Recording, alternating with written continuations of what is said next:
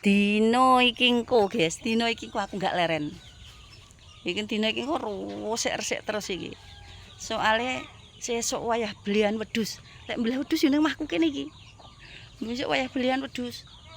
Nang arep musala kono biasane. Lek nguri, lek anu yo ning ngeroki, lek apa jenenge mbetheti yo ning omahku kene iki. Dadine lek ora diruwesiki sesuk bingung. Terus wong akeh. Ya wedhuse biasane yo akeh mbiyen enek pira to 9 apa 10 apa pira to mbiyen kae. Wedhuse akeh kok. Wayah bodho korban. Dadi ngene iki yo iki aku ndak leren guys sedina iki engko.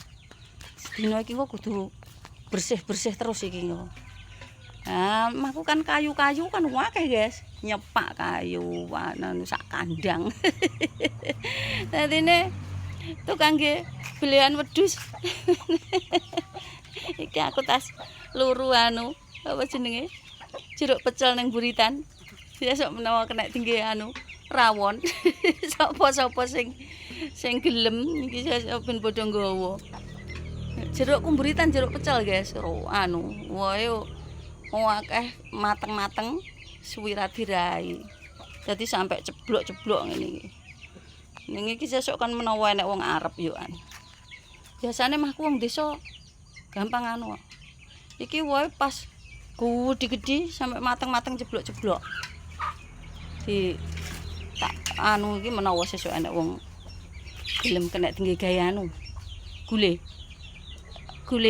wedhus. Mambengi wis enek wong mara bareng ngomong lek anu arepe sesuk arepe apa ngeteri wedhus kok. Wis enek wong mara mambengi. Akeh guys anu ning desa biasane. Apa meneh nang kutha. Wah. Sapi-sapi tapi mah kudus guys mestian. Akeh wedhus. Gak tahu sapi. Kuwate wong desa ya ben semono ya kudu ya diterima semono. Iki guys ya.